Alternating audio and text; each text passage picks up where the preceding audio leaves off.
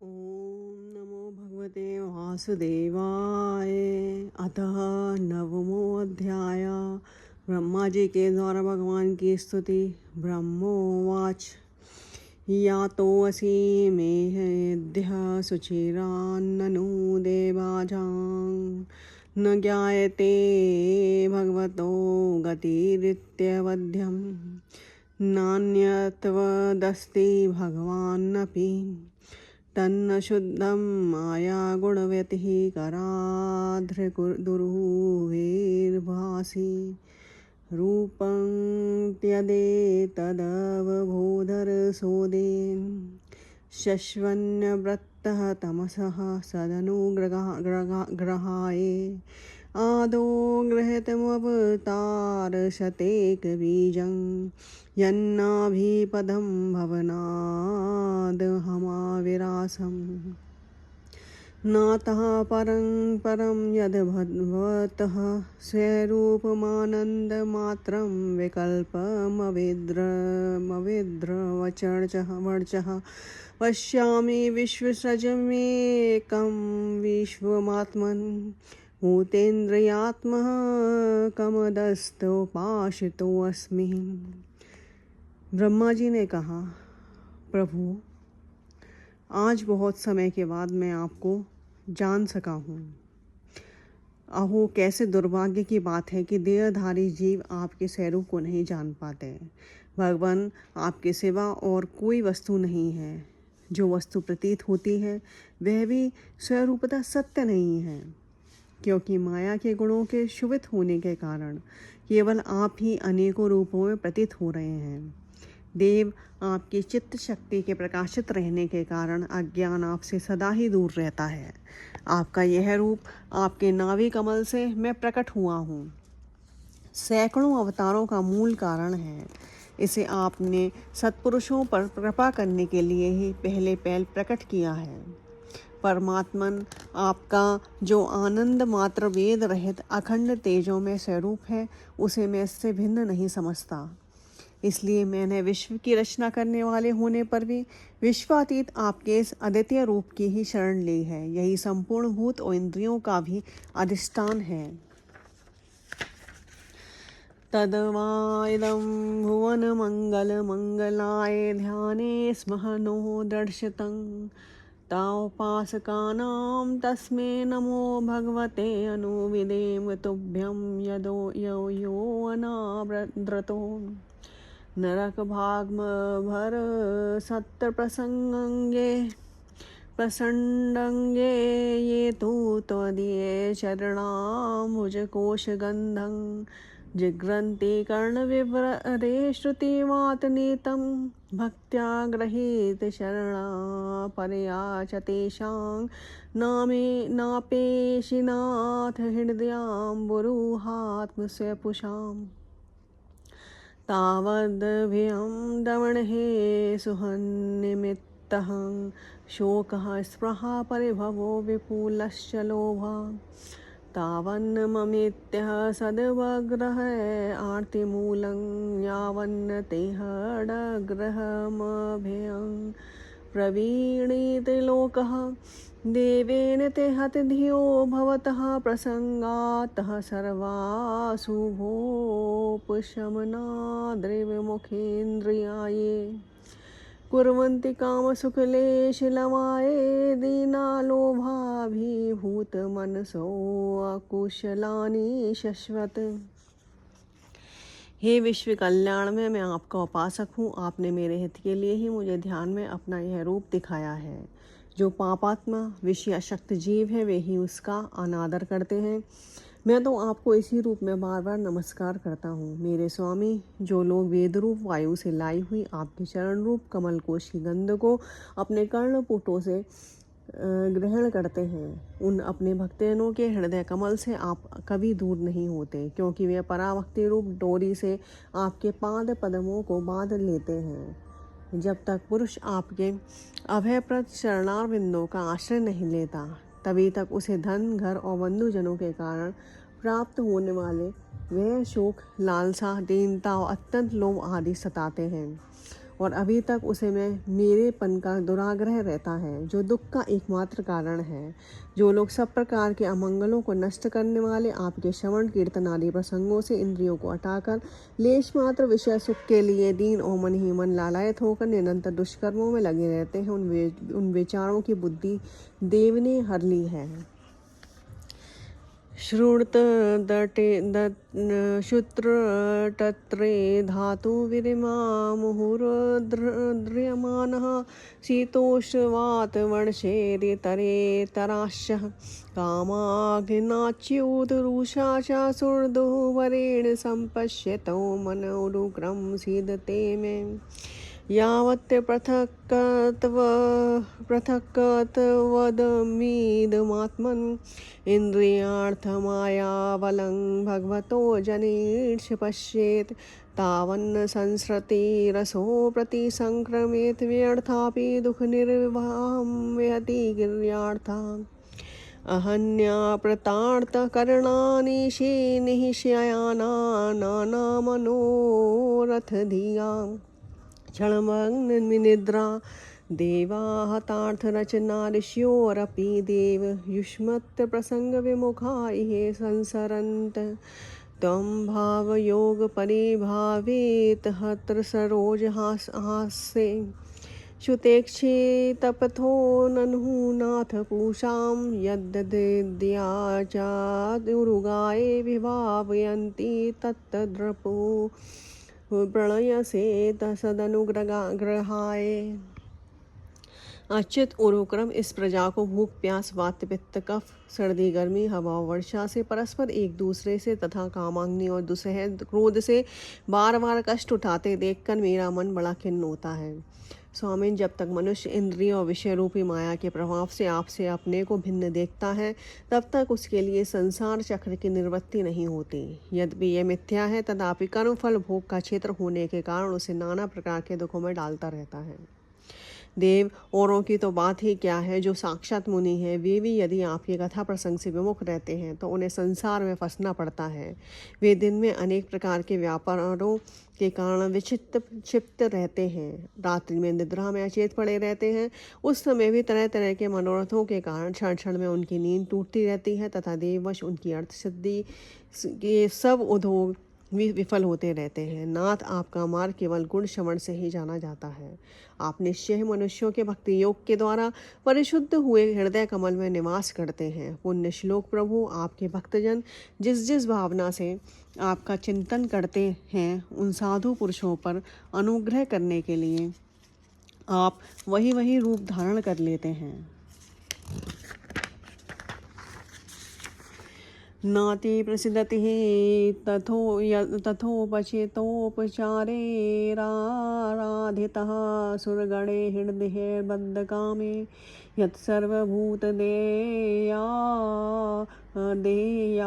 सदलभ्य एको नानाजनेषु वहितः सुहृदयन्तरात्मा पूषा मतो विविधकर्म विरद्वराध्येदानेन चोग्र तपसा व्रतचर्या च आराधनं भगवतस्तव सत्यक्रियार्थो धर्मो अर्पितः कर्हिचिद् ध्रियते न यत्रः शश्वत् स्वरूप महेशेव निपीत वेद मोहाय बोधदिषणाय नमः परस्मै विश्वोद्भव स्थतिलयेषु निमित्तलीला रासाय ते नमः इदं चक्रमेश्वराय यस्यावतार गुणकर्म विडम्बनानि नामानि येषु विगमे विवशा गुणन्ति तेनेक जन्म समलं सहसे विहित्वा सयातेयपाव्रतमृतं तमजं प्रपदे।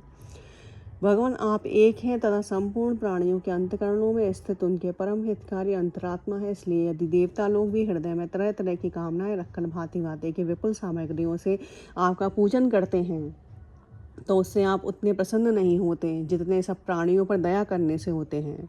किंतु वह सर्वभूत दया असत पुरुषों को अत्यंत दुर्लभ है। जो कर्म आपको अर्पण कर दिया जाता है उसका कभी नाश नहीं होता, वे अक्षय हो जाता है। अतः नाना प्रकार के कर्म, यज्ञ, दान, कठिन तपस्या, व्रत आदि के द्वारा आपकी प्रसन्नता प्राप्त करना ही मनुष्यों का सबसे बड़ा कर्म फल है। क्योंकि आपकी प्रसन्नता होने पर ऐसा कौन फल है जो सुलभ नहीं हो जाता। आप सर्वदा अपने स्वरूप के प्रकाश से ही प्राणियों के वेद ब्रह्मरूप अंधकार का नाश करते रहते हैं तथा ज्ञान के अधिष्ठान साक्षात परम पुरुष हैं। मैं आपको नमस्कार करता हूँ। संसार की उत्पत्ति, स्थिति और संहार के निमित्त से जो माया की लीला होती है वह आपका ही खेल है। अतः आप परमेश्वर को मैं बार बार नमस्कार करता हूँ। जो लोग प्राण त्याग करते समय आपके अवतार, गुण और कर्मों को सूचित करने वाले देवकी नंदन, जनार्दन, कंस, निकंदन आदि नामों का विवश होकर भी उच्चारण करते हैं, वे अनेकों जन्मों के पापों से तत्काल छूटकर मायादि आवरणों से रहित ब्रह्मपद प्राप्त करते हैं। आप नित्य जन्मा है, मैं आपकी शरण लेता हूँ। यो वायं च गिरिश्च विभुः स्वयं च स्तत्योद्भवप्रलये तव आत्ममूलं विद्वा त्रिपादवव्रथ एक उरु प्ररोहस्तस्मै नमो भगवते भुवनद्रुमाय। लोको विकर्म निरतः कुशले प्रमत्तः कर्मण्येऽं ते दुदिते भवदर्शने स्वस्मैः तस्तावदस्य बलवानिह जीविताशां सन्ध्यश्चिन्नत्यः निमिषाय नमस्तेस्तु तस्मै यस्मादिभवेम्यहमपि हि त्रिपुरार्धधिषण्यमध्यासितः सकललोक नमस्कृतं यतः ते तपो बहुसेवो अवरुरुत समानस्तस्मै नमो भगवते अधिमखाय तुभ्यम्।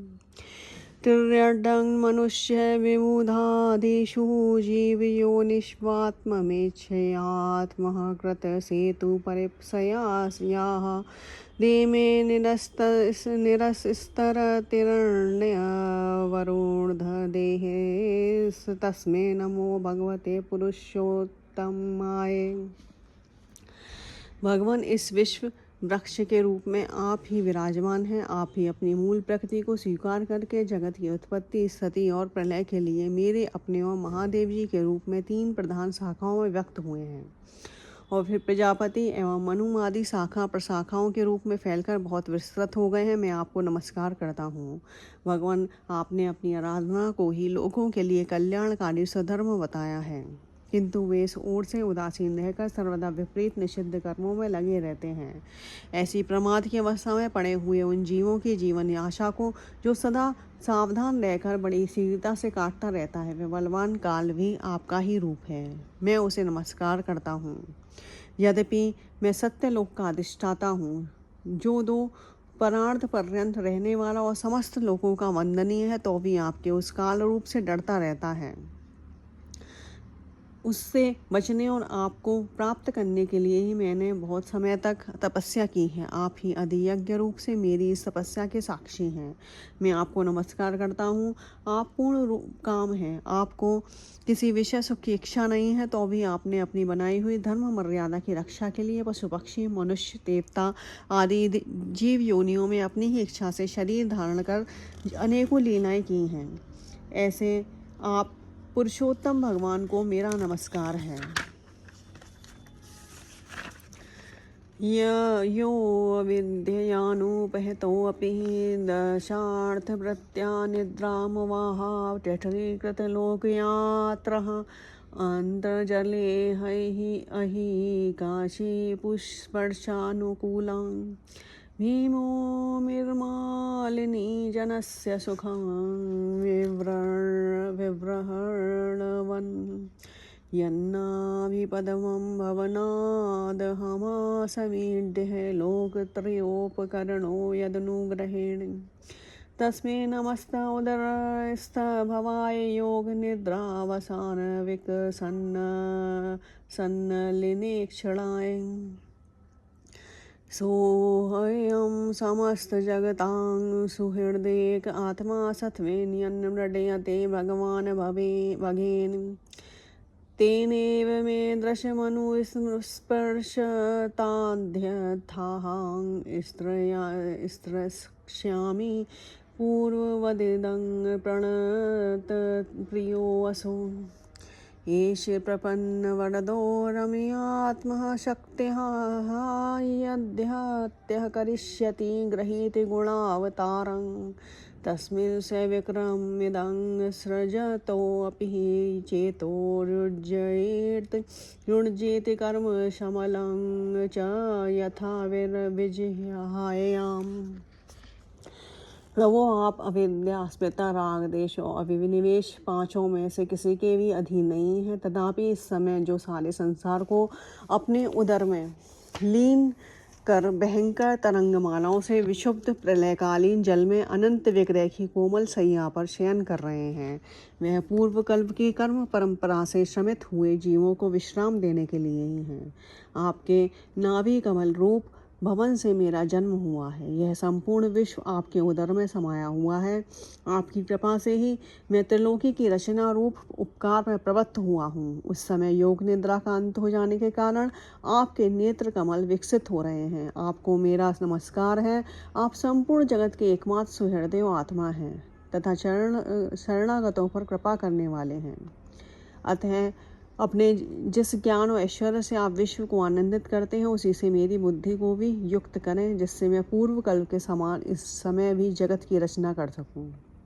आप वक्त वांछा कल्पतरु हैं। अपनी शक्ति लक्ष्मी जी के सहित अनेकों गुणावतार लेकर आप जो जो अद्भुत कर्म करेंगे, मेरा यह जगत की रचना करने का उद्यम भी उन्हीं में से एक है। अतः ऐसे रचते समय आप मेरे चित्त को प्रेरित करें, शक्ति प्रदान करें, जिससे मैं सृष्टि रचना विषयक अभिमान रूप मल से दूर रह सकूं।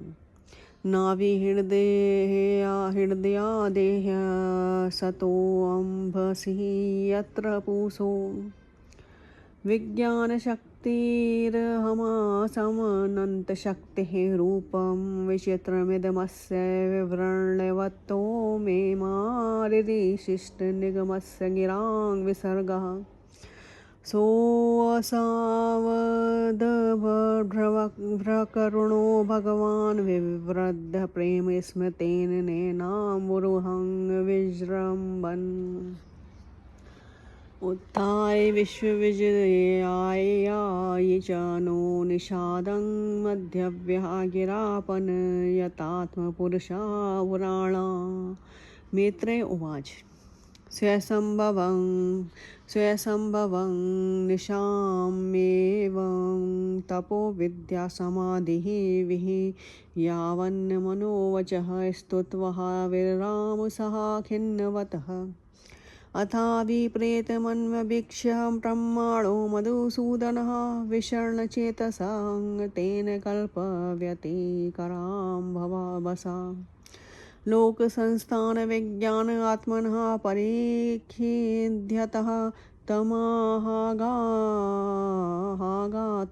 वाचा कश्मलं समयन्यव। प्रभु, इस प्रलयकालीन जल में शयन करते समय आप अनंत शक्ति परम पुरुष के नाभि कमल से मेरा प्रादुर्भाव हुआ है और मैं हूँ भी आपकी ही विज्ञान शक्ति। अतः इस जगत के विचित्र रूप का विस्तार करते समय आपकी कृपा से मेरी वेद रूप वाणी का उच्चारण लुप्त न हो। आप अपार करुणामय पुराण पुरुष हैं। आप परम प्रेममयी मुस्कान के सहित अपने नेत्र कमल खोलिए और शेष सैया से उठकर विश्व के उद्भव के लिए अपनी सुमधुर वाणी से मेरा विषाद दूर कीजिए। श्री मैत्रेय जी कहते हैं, विदुर जी इस प्रकार तप विद्या और समाधि के द्वारा अपने उत्पत्ति स्थान श्री भगवान को देखकर तथा अपने मन और वाणी की शक्ति के अनुसार उनकी स्तुति कर ब्रह्मा जी थक्के से होकर मौन हो गए। श्री मधुसूदन भगवान ने देखा कि ब्रह्मा जी इस प्रलय और जल राशि से बहुत घबराए हुए हैं तथा लोक रचना के विषय में कोई निश्चित विचार न होने के कारण उनका चित्त बहुत खिन्न है। तब उनके अभिप्राय को जानकर वे अपने गंभीर वाणी से उनका खेद शांत करते हुए कहने लगे। श्री भगवानुवाच। मा वेद गर्वः खास्तन्द्रिहिं सर्गोद्यममावः तन्मया पादितं आग्रेयन्मां प्रार्थयते भवान्। भूयस्त्वं तपः तिष्ठ विद्यां चैव मदाश्रयं। ताभ्यामन्तःहृदि ब्रह्मान् लोकान्द्र्यक्षयस्य पावृतान्। अथ आत्मनि लोके च भक्तियुक्तः समाहितः दष्टासि मां ततः ब्रह्मान् मही लोकास्तेमात्मना। यदा तु सर्वभूतेषु दारुष्वग्न्यहमिव स्थितं प्रतिचक्षेत मां लोको जहेयात्होर्वकश्मलम्। यदा रहितमात्मानं भूतेन्द्रियगुणाशयैरुपरूपेण मयोपेतं पश्यन् स्वया राज्यं रक्षति। नानाकर्मविता तेन प्रजा बह्व्यः शुश्रक्षतः नात्मः वसीदत्यः स्मस्ते वर्षीयान् मदनुग्रह। ऋषिमाध्यं च न बध्नाति पापीयास्त्यां रजोगुणः यन्मनो मही निर्वर्धं प्रजा संसृजतोऽपि ते। शिव भगवान ने कहा, वेद गर्भ, तुम विषाद के वशीभूत हो, आलस्य न करो, सृष्टि रचना के उद्यम में तत्पर हो जाओ। तुम मुझसे जो कुछ चाहते हो उसे तो मैं पहले ही कर चुका हूँ। तुम एक बार फिर तप करो और भागवत ज्ञान का अनुष्ठान करो। उनके द्वारा तुम सब लोगों को स्पष्टतः अपने अंतःकरण में देखोगे। फिर भक्ति युक्त और समाहित चित्त होकर तुम संपूर्ण लोक को अपने में मुझको व्याप्त देखोगे तथा मुझ में संपूर्ण लोक और अपने आप को देखोगे। जिस समय जीव काष्ठ में व्याप्त अग्नि के समान समस्त भूतों में मुझे ही स्थित देखता है, उसी समय वह अपने अज्ञान रूप मल से मुक्त हो जाता है। जब वे अपने को भूत, इंद्रिय, गुण और अंतकरण से रहित तथा स्वरूपतः मुझसे अभिन्न देखता है, तब मोक्ष पद प्राप्त कर लेता है। ब्रह्मा जी नाना प्रकार के कर्म संस्कारों के अनुसार अनेक प्रकार की जीव सृष्टि को रचने की इच्छा होने पर भी तुम्हारा चित्त मोहित नहीं होता। यह मेरी अतिशय कृपा का ही फल है। तुम सबसे पहले मंत्र दृष्टा हो। प्रजा उत्पन्न करते समय भी तुम्हारा मन मुझ में ही लगा रहता है। इसी से पाप में रजोगुण तुमको मांद नहीं पाता। ज्ञातोऽयं भवता ते अज्ञा दुर्विज्ञेयोऽपि देहिनां यन्महात्वं मन्यसे युक्तं भूतेन्द्रियः गुणात्मभितुभ्यं मद्रेव चिकेत सायामात्मा मे दर्शितो अवहि नालेन सलिले मूलं पुष्करस्य विचिन्वतः यच्छकर्णर्थार्गहं मतस्य स्रोतं मत्तकथाभ्युदयाण्डिक्तं यद्वा तपसि मे ते निष्ठा सा एष मदनुग्रह पीडितोऽमस्तु भद्रं ते लोकानां विजेच्छया स्तोषि गुणमयं निर्गुणं मानुवर्णयन्। य एतेन पुमान् नित्यं स्तुत्वा स्तोत्रेण मां भजे तस्याशु सम्प्रसीदेऽहं सर्वकामपरेश्वरा। मूर्तेन तपसा यज्ञेन्द्राणे योगसमाधिना राध्रं निःश्रेषं पूषां मत्र प्रतिस्तत्वः विन्मतः मत्तम् अहमात्मा आत्मनां धातः पृष्ठः सन् प्रेयसामपि यतो महीरतिं कुर्यादेहादिर्यत्यकृते प्रियः।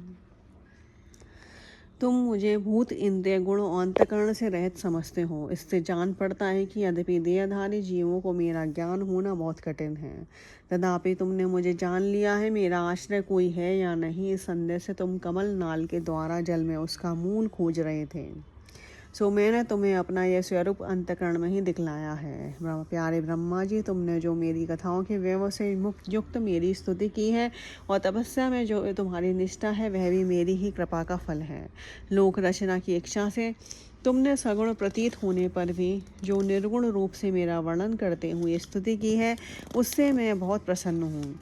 तुम्हारा कल्याण हो। मैं समस्त कामनाओं व मनोरथों को पूर्ण करने में समर्थ हूँ। जो पुरुष नित्य प्रति इस स्तोत्र द्वारा स्तुति करके मेरा भजन करेगा, उस पर मैं शीघ्र ही प्रसन्न हो जाऊंगा। तत्ववेत्ताओं का मत है कि पूर्ण तप, यज्ञ, दान, योग और समाधि आदि साधनों से प्राप्त होने वाला जो परम कल्याण में फल है, वह मेरी प्रसन्नता ही है। विधाता, मैं आत्माओं का भी, आत्मा और स्त्री पुत्रादि प्रियों का भी प्रिय हूँ। देहादि भी मेरे ही लिए प्रिय है, अतः मुझसे ही प्रेम करना चाहिए। सर्ववेदमयेनेदमात्मनात्मात्मः योनिनः प्रजः सृज यथा पूर्वं याश्च मये अनुशेरते। मैत्रेय उवाच। तस्मादेवं जगतस्रष्टे प्रधानपुरुषेश्वरं व्यज्येदं स्वेन रूपेण कड्जनाभस्तरोदथे। ब्रह्मा जी, त्रिलोकी की को तथा जो प्रजा इस समय मुझ में लीन है, उसे तुम पूर्व कल्प के समान मुझसे उत्पन्न हुए अपने सर्ववेद में स्वरूप से ही स्वयं ही रचो। श्री मैत्रेय जी कहते हैं, प्रकृति और पुरुष के स्वामी कमल नाव भगवान षष्ठीकर्ता ब्रह्मा जी को इस प्रकार जगत की अभिव्यक्ति करवाकर अपने उस नारायण रूप से अदृश्य हो गए। इति श्रीमद्भागवते महापुराणे पारमहंस्यां संहितायां तृतीय स्कंदे नवमो अध्याय।